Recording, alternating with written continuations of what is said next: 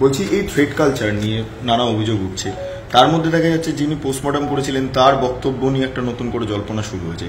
মোদ্দা কথা হলো আরজি কর নিয়ে একটা জটিলতা কিন্তু এখনো স্টিল বজায় রয়েছে, এখনো অভয় বিচারও পায়নি। এই যে পরিস্থিতিটা এটা কবে স্বাভাবিক হবে বলে আপনি মনে করছেন? সবকিছু সামনে আসবে, এই থ্রেড কালচার বন্ধ হবে, কবে সেটা? এই থ্রেড কালচার বন্ধ কোনোদিনই হবে না। পুলিশ যদি নিরপেক্ষ না হয় তাহলে থ্রেড কালচার বন্ধ হবে কেন? পুলিশ তো নিরপেক্ষ নয়, পুলিশ তো পার্টি ক্যাডার। আরজি করের ঘটনার সময় পুলিশের প্রেস ব্রিফিং গুলো, তাদের যে ভাষাগুলো, সাধারণ পুলিশ কনস্টেবল এএসআইরা নয়। আপনি সুপ্রতিম সরকারের যে ভাষা, ইন্দিরা মুখার্জির যে সাংবাদিক সম্মেলন, তাতে কি একবারও মনে হয়েছে যে এরা পুলিশ? তৃণমূলের মুখপাত্র, মন্ত্রী, নেতাদের থেকেও উপরে উঠে এক কাঠি বেড়ে যে ভাষাতে তারা অ্যাটাক করেছেন, আজকে অভয়ার বাড়ি থেকে রিয়াক্ট করতে হয়েছে যে ইন্দিরা মুখার্জি মিথ্যাবাদী, লায়ার। আর থ্রেড বন্ধ হবে কি করে? থ্রেড বন্ধ করতে হলে পশ্চিমবঙ্গ পুলিশের অন্তত গোটা 10 আইপিএস কে গ্রেপ্তার করতে হবে, অ্যারেস্ট করতে হবে। সেন্ট্রাল ক্যাডার এদেরকে তুলে অন্য রাজ্যে পাঠিয়ে দিতে হবে। আপনি যদি এদের কোমর ভাঙতে না পারেন প্রশাসনিক আইনগত ভাবে, তাহলে কোনোদিন এই থ্রেড কালচার বন্ধ হবে না। যারা থ্রেড করছে তারা জানে যে জিডি হবে না, এফআইআর হবে না, অ্যাকশন হবে না। পুলিশ আমাদের সঙ্গে আছে। পুলিশ মানে তৃণমূল, তৃণমূল মানে পুলিশ। না চাইলে থ্রেড কালচার কোনোদিন বন্ধ হওয়ার বিষয় নয়। আমার লেটেস্ট টুইটটা পেয়েছেন নাকি? 135 নম্বর ওয়ার্ডের কাউন্সিল।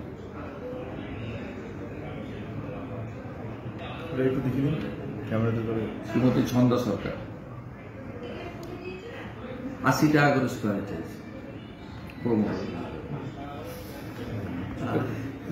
অন্যরা 150 টাকা করে নেয়, আমাকে 80 টাকা করে দেবেন। তৃণমূল মানে চোর।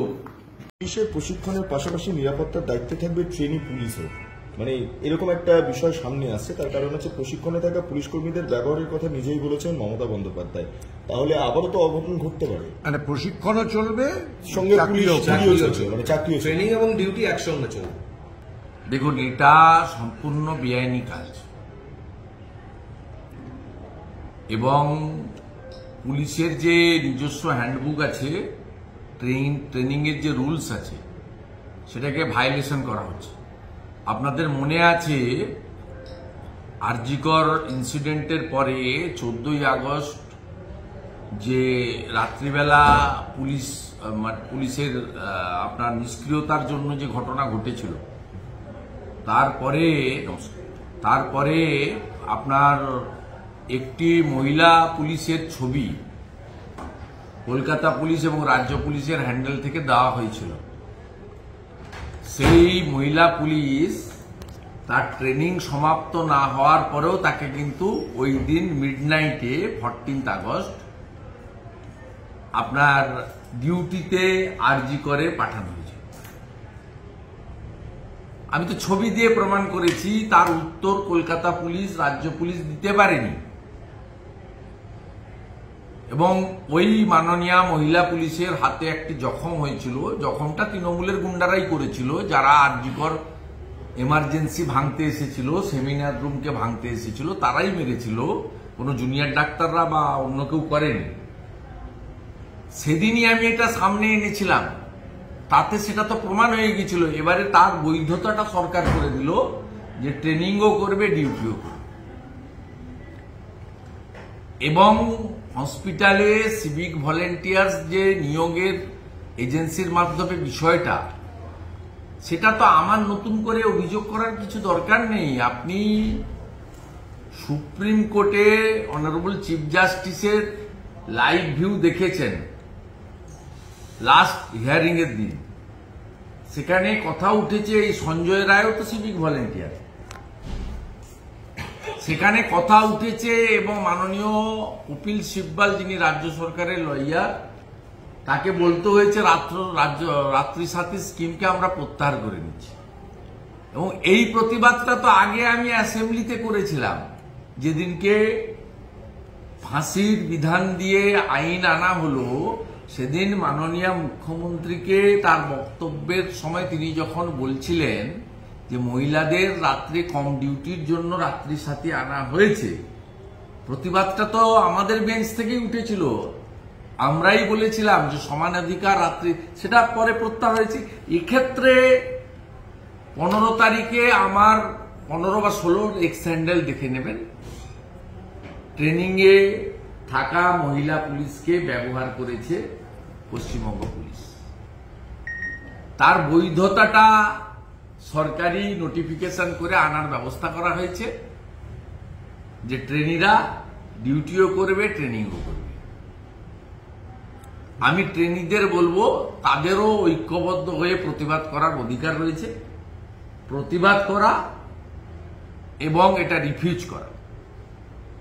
মুখ্যমন্ত্রী বলছেন যে বর্ধমান থেকে তিনি ফেরার সময় দেখেছেন রাস্তার দুপাশে শিল্পই শিল্প, টোটালটাই শিল্প হয়ে গেছে, কোনো জমি ফাঁকা নেই। না, এটা মুখ্যমন্ত্রী শুধু নয়, মুখ্যমন্ত্রীর যারা অনুগামী তারা অনেক আগেই বলেছেন। হুগলি যিনি তৃণমূলের প্রার্থী ছিলেন, তিনি যখন ভোটে প্রার্থীপদ পেয়েছিলেন, পরে এমপি হয়েছেন, তিনি শুধু কুইন্টাল কুইন্টাল জল এবারে বলেছেন তা নয়, তিনি এর আগে বলেছেন আমি গোটা ধোঁয়া দেখতে দেখতে এসেছি। সেটা পাউরুটি ফ্যাক্টরির ধোঁয়া, না ইট ভাটা টালি ভাটার ধোঁয়া, না চা দোকানের ধোঁয়া, না টায়ারের রিসোল্ডিং এর ধোঁয়া, সেটা আমি জানি না। বলেছেন, অতএব ওনার সাংসদ বলেছেন যখন, তখন মাননীয় মুখ্যমন্ত্রীকেও সেটা স্বীকৃতি দিতে হবে, তাই তিনি বলছেন। মিথ্যার উপরে দাঁড়িয়ে আছে। পশ্চিমবঙ্গ সর্বদিক থেকে শেষ হয়ে গেছে।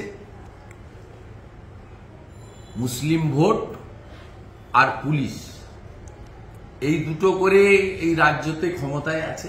সাধারণ মানুষের সমর্থন নেই, ভোট হয় না, মানুষ ভোট দিতে পারে না, গণতান্ত্রিক অধিকার নেই। আর মুখ্যমন্ত্রী যে কত মিথ্যা কথা বলেন তার উদাহরণ প্রত্যেক দিনই দেয়া যায়, কিন্তু সবচেয়ে যে বড় বিষয়টা জনগণ ধরে ফেলেছে, বাংলার মা বোনেরা বিশেষ করে ধরে ফেলেছেন, সেটা হলো 14ই আগস্ট মুখ্যমন্ত্রী বলেছিলেন যে 10 লক্ষ টাকা তো দেওয়া যেতেই পারে। পরবর্তীকালে যখন তিনি বললেন যে আমি টাকার কথা উল্লেখ করিনি, সেদিনই বাংলার মানুষ প্রতিক্রিয়া দিয়েছে সোশ্যাল মিডিয়াতে, ইউটিউবে, মেনস্ট্রিম মিডিয়াতে এবং জনে জনে, যে এত বড় মুখ্যমন্ত্রী, মিথ্যাবাদী মুখ্যমন্ত্রী, জনপ্রতিনিধি স্বাধীনতার পরে আমাদের দেশে আর আসেনি। একটা ব্যাপার তারা বলেছেন যে তারা পুজোর দিনগুলোতে এবং এখনো তারা প্রতিদিন 5টা থেকে 7টা তারা অভয়া স্মৃতিতে তারা সেক্ষেত্রে সেখানে জমায়েত করবেন। উৎসবে তারা যোগ দিচ্ছেন না, যদিও সাধারণ মানুষকে তারা বাধা দিচ্ছেন না যে তারা উৎসবে যোগ দেবেন না বলে, কিন্তু তারা যেটা বলছেন যে তারা নিজেরা কিন্তু আমি আমার এই ডাক্তার ভাই বোনদের নিয়ে বেশি কথা বলি না। আমি প্রথম থেকে বলেছি বিজেপিরও মরাল সাপোর্ট আছে, আমারও মরাল সাপোর্ট আছে ওদের প্রতি, এবং ওরা ভালো লড়াই দিয়েছেন, লড়াই করছেন। ওরা কোথায় থামবেন, কোথায় যাবেন, কমপ্লিটলি ওদের নিজস্ব ব্যাপার। এর সঙ্গে কোনো মন্তব্য করা, পরামর্শ দেওয়া উচিত না। আমি রাজ্যের বিরোধী দলনেতা হিসেবে, যে পার্টি বিধানসভায় 2 কোটি 28 লক্ষ ভোট পেয়েছে, লোকসভায় 2 কোটি 33 লক্ষ ভোট পেয়েছে, একটা বিগ ব্লক, মানুষ ভোট দিয়েছে। আমি এলওপি হিসেবে একটা পরামর্শ ওদের দিয়েছিলাম। যখন রাজ্য সরকার ওদের চিঠি দিয়ে ডাকলো, আমি তখন বলেছিলাম যে আপনারা এই আন্দোলনকে অরাজনৈতিক রেখেছেন, রাজনৈতিক নেতা নেত্রী জনপ্রতিনিধিদের ভিড়তে দেননি, পতাকা ব্যবহার করতে দেননি, রাজনৈতিক স্লোগান দিতে দেননি। আমাদের এতে কোনো আপত্তি নেই, সমর্থন আছে। আপনারা রাজনৈতিক লোকের সঙ্গে বসবেন না, আপনারা আধিকারিকদের সঙ্গে বসুন। আমি সেদিন পরামর্শ দিয়েছিলাম এয়ারপোর্টের গেটে দাঁড়িয়ে, মুখ্য সচিবের সঙ্গে বসুন, সাংবিধানিক প্রধান রাজ্যপালের মধ্যস্থতায় বসুন, আপনি আপনাদের যেহেতু অরাজনৈতিক আন্দোলন, রাজনৈতিক ব্যক্তিত্ব মুখ্যমন্ত্রী হতে পারে প্রশাসনিক কর্তৃ, after all she is political figure, public representative, এবং একটা পার্টিকে তিনি বিলংস করেন বা লিডারশিপ দেন, সেটা ওরা শোনেনি। ন্যাচারালি আমি আর নতুন করে আমার ভাই বোনদের পরামর্শ দিতে চাই না। শুধু একটা খবর পেয়ে খুব কষ্ট লাগলো, ওরা একটা কনভেনশন করার জন্য ধনধান্য বুক করেছিল, ফিরাদ হাকিমের কাছে কনসেশন চেয়েছিল রেটে। প্রথমে কর্পোরেশন পারমিশন দেওয়ার পরেও পরে আমার মনে হয়েছে মুখ্যমন্ত্রীর নির্দেশে ওই পারমিশন প্রত্যাহার করা হয়েছে, বাতিল করা হয়েছে। তাদের ওদের কি চোখে মুখ্যমন্ত্রী দেখেন বা তৃণমূল দেখে, এইটা থেকে প্রমাণ হয়ে গেল এই ঘটনা থেকে। এটা আমি শুনেছি এবং এটা আমার খারাপ লেগেছে।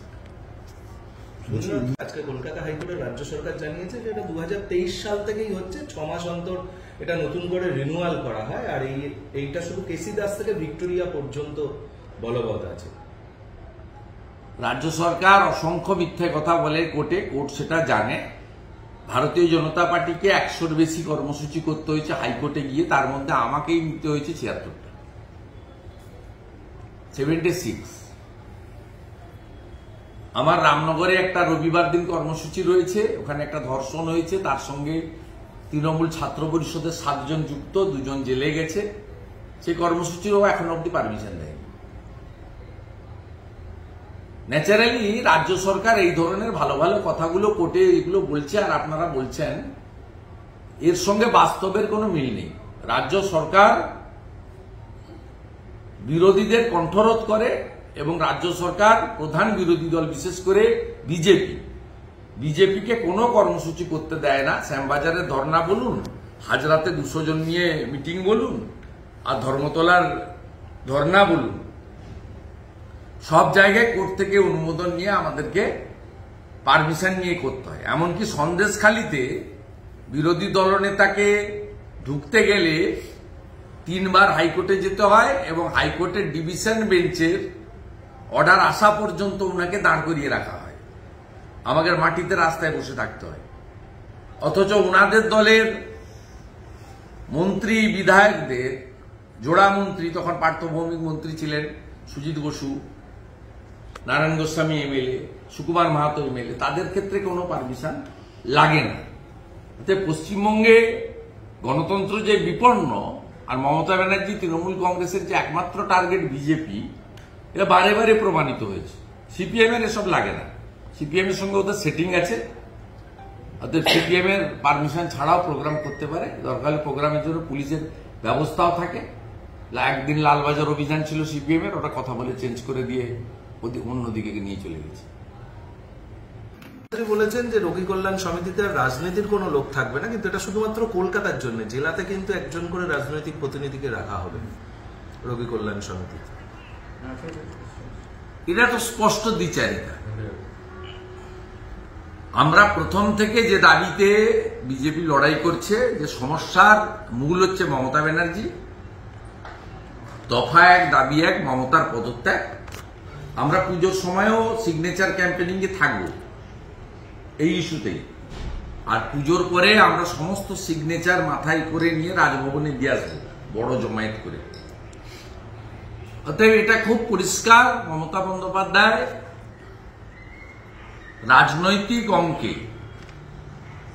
হসপিটালগুলো, স্বাস্থ্যকেন্দ্রগুলোকে নিয়ন্ত্রণ করতে, ডাক্তারদেরকে চাপে রাখতে, হসপিটাল থেকে মিথ্যা মেডিকেল রিপোর্ট বানিয়ে বিরোধীদের ফাঁসাতে, আর বিরোধীরা আক্রান্ত হলে তারা যাতে চিকিৎসার সুযোগ না পায়, তাদের গ্রিভিয়াস ইনজুরিকেও যাতে সিম্পল ইনজুরি করে দেওয়া যায়।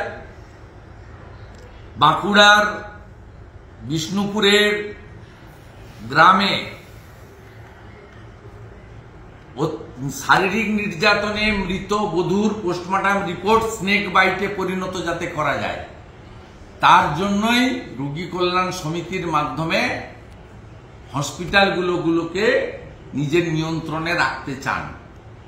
কলকাতাতে এই কাজটা মমতা বন্দ্যোপাধ্যায়ের হয়ে নারায়ণ স্বরূপ নিগমরা এখন করে দেবে, যেহেতু কলকাতাতে ডাক্তারগণকে কেন্দ্র করে জনরোষ ব্যাপকভাবে হয়েছে, তাই খানিকটা ক্যামোফ্লেজ করার জন্য তিনি কলকাতাতে ডাক্তারবাবুদের বসিয়ে বাকি rest of the Bengal, Kolkata তো এইটুকু 11টা বিধানসভা নেই, 283টা বিধানসভা তো জেলায়,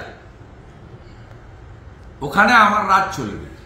এবং সাথে সাথে হেলথ রিক্রুটমেন্ট বোর্ডে অশিক্ষিত, অর্ধশিক্ষিত, প্রাইমারি স্কুল পাস করেনি এমন তৃণমূল নেতাদেরও বসিয়ে রেখেছেন। আপনি ভাবলে অবাক হয়ে যাবেন, স্কুলের গন্ডি পেরায়নি এমন নেতা নন্দীগ্রাম সুপার স্পেশালিটি হসপিটালের রোগী কল্যাণ সমিতির চেয়ারম্যানের মাথায় আছে। এই হচ্ছে মমতা ব্যানার্জির আসল স্বরূপ। কারণটা হচ্ছে ডাক্তারবাবুদের নিয়ন্ত্রণে রাখা, হসপিটালে আয় ব্যয় যোগ বিয়োগের কিছু টাকা মারার ব্যবস্থা করে দেওয়া, করে খাও। তৃতীয় হচ্ছে পলিটিক্যাল মিথ্যা মামলা, মেডিকেল সার্টিফিকেট জোগাড় করা, যাতে বিজেপি সহ বিরোধীদের উপরে মিথ্যা মামলা করা যায় নন অ্যাভেলেবল সেকশন দিয়ে, অ্যাটেম্পট টু মার্ডার দিয়ে, ভালো ভালো লোকদেরকে 307-এর সেকশন লাগিয়ে রেফার টু পিজি করে শুয়ে রাখছে, দিনের পর দিন বিজেপির কার্যকর্তাদের জেলের ভিতরে রাখা যায়। সেই জন্য তিনি পলিটিক্যাল লোকদের করেছেন। আর রিক্রুটমেন্ট বোর্ডেও তিনি একইভাবে সব জায়গায় রাজনৈতিক লোকদের বসিয়ে রেখেছেন ডাক্তারবাবুদের আর চিকিৎসা কর্মীদেরকে নিয়ন্ত্রণ করার জন্য। পরিবর্তন হবে ব্যবস্থার তখনই যখন মমতা ব্যানার্জি প্রাক্তন। এই বোধ বুদ্ধিটা যতক্ষণ বাংলার সমস্ত মানুষের আসবে, 39% মানুষের এসেছে, তাই তারা পদ্ম ফুলে ভোট দিয়েছে। এই বোধ বুদ্ধিটা যখন 51% মানুষের মধ্যে এসে যাবে বাংলায়, তখনই বাংলায় আসল সমস্যার সমাধান হবে, তার আগে কোনো সমস্যার সমাধান হবে না, এটা ধ্রুব সত্য। আমাদের ভিডিও ভালো লাগলে লাইক এবং শেয়ার করুন, কমেন্ট সেকশনে গিয়ে জানান আপনাদের মতামত। আরও ভিডিও পেতে আমাদের চ্যানেল সাবস্ক্রাইব করুন এবং প্রতি মুহূর্তে খবরের আপডেট পেতে প্রেস করুন বেল আইকন।